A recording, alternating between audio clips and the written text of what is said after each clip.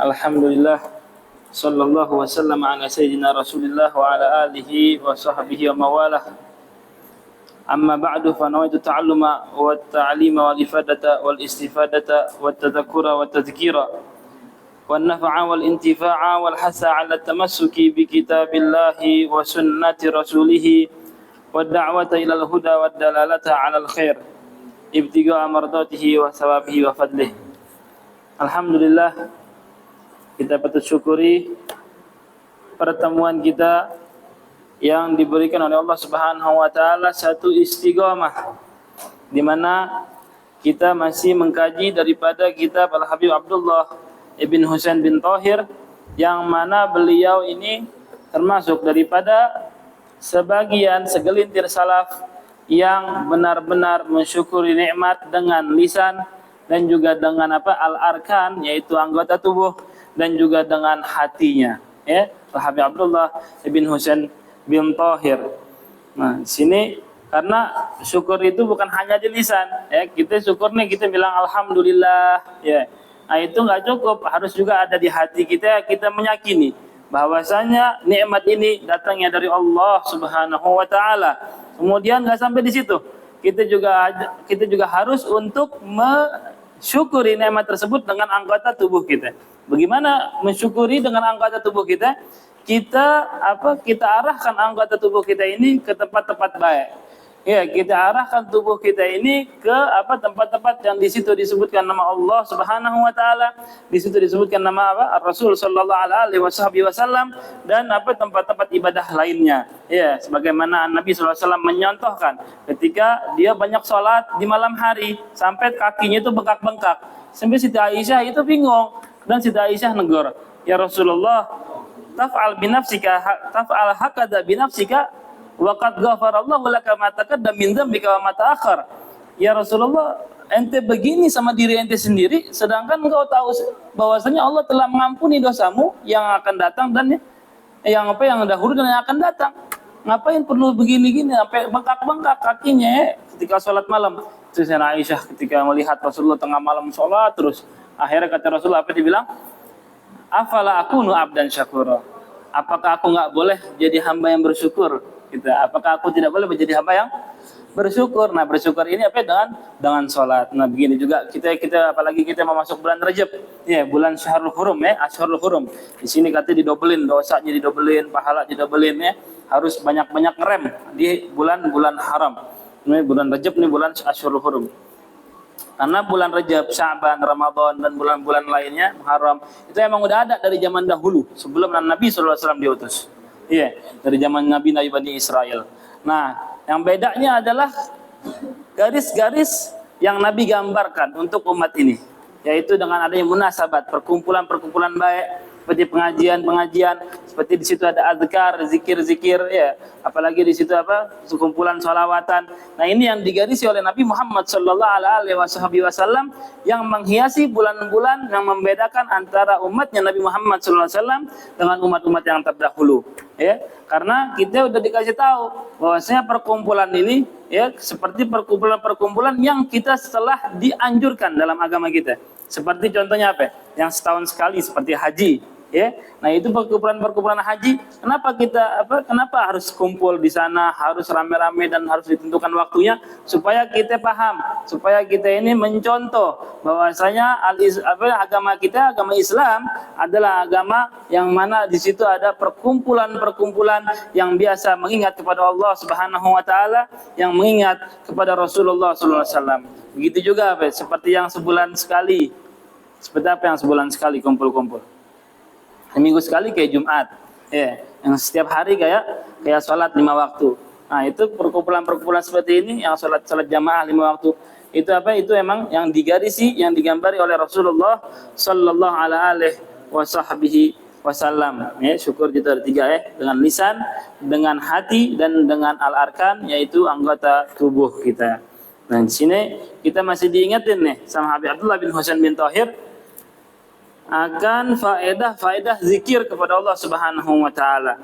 Beliau mengatakan di sini, wa qala alaihi salatu wassalam, "Udzkurullah fa innahu aunun laka ala ma tatlub." Katanya, Kita disuruh katanya banyak berzikir kepada Allah Subhanahu wa taala karena itu apa? Itu adalah satu bantuan atas apa yang kau minta. Ya, karena Allah Subhanahu wa taala katanya dalam riwayatnya yanzilu rabbuna apa? Indah sulusul lail minal akhir minal lail. Allah Subhanahu wa taala itu apa? Dengan kekuasaannya itu membentangkan pintu ijabahnya di tengah malam. Dia mengatakan hal min mustaghfir. Oh ya, Allah Subhanahu wa taala, apakah ada yang beristighfar?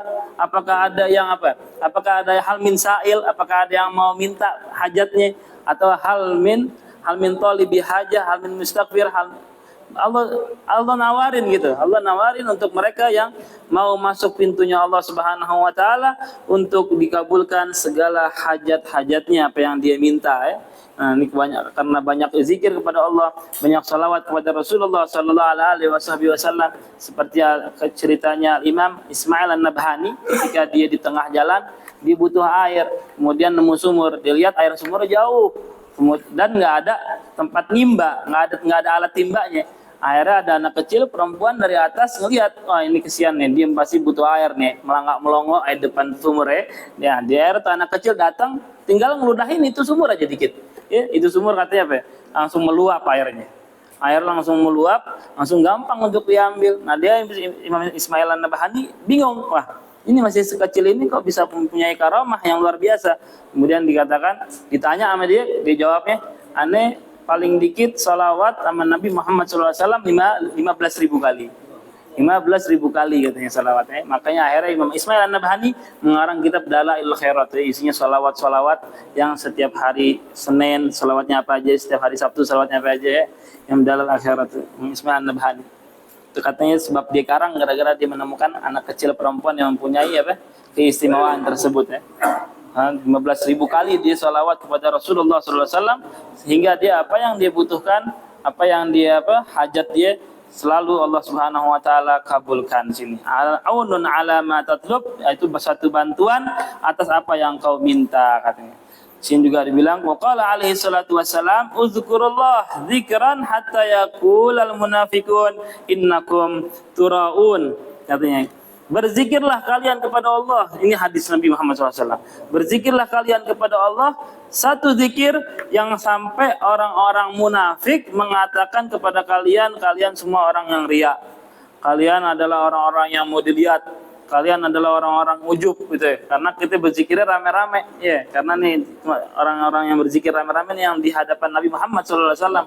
Ya, biarin kalian berzikir rame-rame, kumpul-kumpul. Sampai orang munafik itu yang di Madinah ada orang munafik, mereka yang beriman yang menampakkan imannya tapi di dalamnya ada kekufuran kepada Allah Subhanahu wa taala, mereka biarin sampai mereka mengatakan kita ini adalah orang yang riya, orang yang ujub, orang yang mau dilihat. Apa-apa ya. Karena ini karena kebesaran zikir kepada Allah Subhanahu wa taala. Apalagi itu salawat sallallahu alaihi wasallam. Kalau salawat itu katanya Katanya hatta riya, hatta ujub itu diterima oleh Allah Subhanahu wa taala. Kalau salawat karena udah janji Allah Subhanahu wa taala. Sallu alaihi wasallimu taslima. Zikrullah dzikran hatta. Kemudian di sini dikatakan waqala alaihi salatu wasallam, hadis lagi bilang azibu tu'amakum bidzikrillahi wassalah wala tanamu alaihi fatakswa qulubukum. Katanya azibu tu'amakum, indahkanlah makanan kalian itu dengan berzikir kepada Allah Subhanahu wa taala wassalah. Di sini wassalah dan bersalawat kepada Nabi Muhammad sallallahu alaihi wasallam.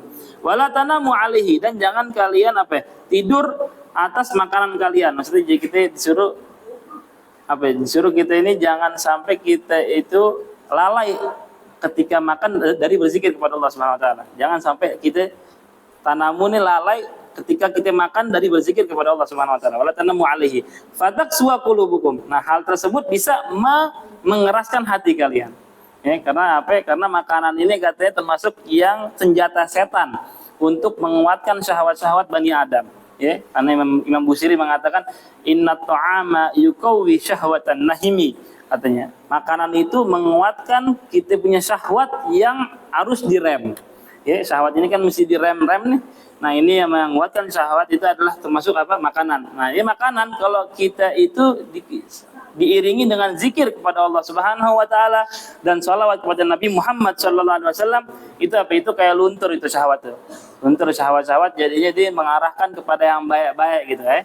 Makanan tersebut mengarahkan tubuhnya untuk perkara yang baik-baik. Makanya kita nggak heran Al Habib Abdullah ibn Habib Abu Bakar ibn Abdullah Al-Attas, dia itu punya amalan yang luar biasa.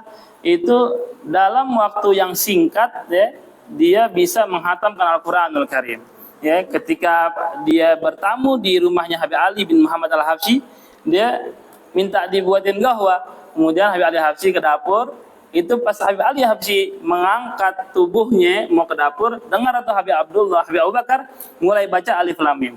Ya, dari Al-Fatihah Alif Lam Mim. Diberangkat ke dapur, dia diproses dulu ya, kopinya itu masih kopi bukan bubuk, tapi kopinya kopi biji. Ditumbuk dulu sama dia, kemudian dia direbus airnya ya. Kemudian singkat cerita dia datang lagi ke Habib Abu Bakar, itu Habib Abu Bakar udah baca An-Nas, Qul a'udzu birabbin nas, malikin nas. Ya Habib, ini katanya ini karomah atau ini apa nih? Ente kok bisa secepat itu? Apakah matahari ditahan dulu tadi tuh sampai secepat itu nih? Apakah ini karomah? Kata Habib Ali Habsyi. Nah, kata Habib Abu Bakar, ini bukan karomah, tapi ini innamahiyat min ta'awudil lisan. Tapi ini adalah karena kebiasaan lisanku. Kebiasaan lisanku membaca Al-Qur'an sehingga nggak berasa tahu-tahu udah hatam aja ya. Karena kayak orang kerja aja biasa dari Jakarta ke Bogor, kalau orang-orang baru berasa berat, berasa jauh. Tapi kalau emang dia udah 3 tahun 4 tahun ya kan, kayak orang yang kayak Jakarta Bekasi udah berasa dekat ya. Jakarta Bekasi udah berasa dekat karena udah biasa dia jalani jalanan tersebut ya. Nah gini juga masalah akhiratnya ya. Kalau dari kebiasaan dia melakukan zikir tersebut seperti Al-Qur'an, dia nggak berasa atau udah khatam aja. Seperti juga Habib Omar Muhdar, dia punya zikir ya Latif itu satu napasnya bisa 5.000 kali. Muridnya masih satu napasnya 3.000 kali. Habib Syekh Omar Muhdarnya satu napas sudah bisa 5.000 kali. Satu kali napas ya. Karena karena dia minta awudil lisan, karena udah dibiasain lisannya dengan zikir-zikir tersebut ya. Makanya makanya ya heran mereka itu tubuhnya pasti terarahkan kepada yang baik-baik, terarahkan kepada yang berbuat ketaatan kepada Allah Subhanahu wa taala. Kenapa? Karena dia telah menyatukan zikir ke dalam hatinya sehingga tubuhnya itu terbawa ke tempat-tempat baik, tempat-tempat yang Allah Subhanahu wa taala Allah Subhanahu wa taala ridhoi. Makanya kita yang penting pertama adalah kita jalani satu jalan ini yang kalau kita mau seperti mereka. Jalan ini adalah ada pintu taubat. Kita harus memasuki dulu nih pintu taubat ini nih. Pertama adalah pintu taubat. Karena kalau kita belum taubat, kita masih kotor nih hati kita nih. Kalau hati kita kotor, kita merasa berat perkara-perkara yang baik, perkara-perkara yang taat. Makanya Sayyidina Utsman bin Affan mengatakan, "Idza taharal qalbu lam yasba' min qiraatil Qur'an." Kalau hati ini udah suci, hati ini udah bersih, hati ini udah udah nggak ada kotoran lagi, itu orang nggak bakal kenyang dengan membaca Al-Quran. Orang nggak bakal kenyang tuh baca Al-Quran. Jadi baca mulu deh sama Al-Quran ya, nggak kenyang dia baca Al-Quran. Bawaannya mau baca mulu. Gitu dengan mensucikan hati gitu. Kita taubat dulu sama Allah Subhanahu wa taala. Makanya ada 4 sahabat ngumpul di satu tempat, dia bilang, aku mendengar dari Nabi Muhammad SAW, katanya Allah Subhanahu wa taala, innallaha yaghfiru li'abdin, Allah mengampuni seorang hamba sehari sebelum dia meninggal. Biyaumin qabla mautihi. Kemudian kata sahabat yang satu lagi, yang kedua dibilang, "Oh, ente mendengar seperti itu?"